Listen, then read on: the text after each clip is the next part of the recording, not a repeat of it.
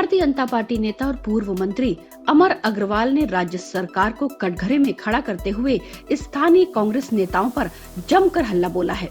उन्होंने कहा है कि गुटों में बटे कांग्रेस के सभी बड़े नेता अपराधियों को संरक्षण देने का काम कर रहे हैं। इनके संरक्षण में अपराध बढ़ रहा है। आम आदमी का जीना मुश्किल हो गया है। अमन चैन का शहर बिलासपुर अपराध गढ़ में बदल गया है। 4 दिन पहले मुख्यमंत्री प्रवास के दौरान ही एक नाबालिग की गैंगवॉर में हत्या हो गई थी। इसमें कांग्रेस का ही एक पक्ष अपराधियों को संरक्षण दे रहा है तो दूसरा पक्ष कार्रवाई करने की मांग कर रहा है। पूर्व मंत्री ने कहा कि बिलासपुर शहर स्मार्ट सिटी के रूप में महानगर का रूप ले रहा है। पहले यह शांति का टापू कहा जाता था और सबसे अच्छा शहर माना जाता था, लेकिन पिछले 3 साल में यहाँ की जनता अब अपने आप को असुरक्षित महसूस कर रही है। उन्होंने कहा कि शहर में आए दिन अपराध हो रहे हैं। शहर में एक दिन ऐसा नहीं होता जब चोरी, चाकूबाजी, रेप जैसी घटनाएं ना हों। ये घटनाएं इसलिए हो रही हैं क्योंकि यहाँ कांग्रेस के कई गुट हैं जो अपराधियों को संरक्षण देने का काम कर रहे हैं। जमीन का फर्जीवाड़ा हुआ, उसकी जांच हुई, दोषियों पर कार्रवाई नहीं हो रही है।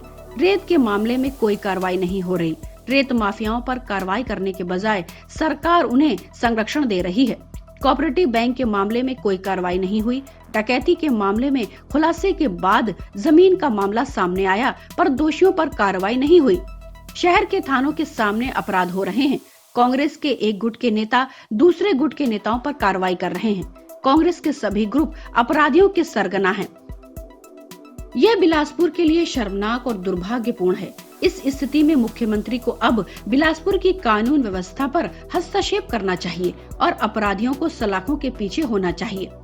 पूर्व मंत्री अग्रवाल ने नवीन महादेव हत्याकांड का जिक्र करते हुए कहा कि गैंगवार और चाकूबाजी में नाबालिग की हत्या कर दी गई और एक युवक गंभीर रूप से घायल है। घायल अपराधी का नाम बता रहा है, लेकिन पुलिस राजनीतिक दबाव में उसे गिरफ्तार नहीं कर रही।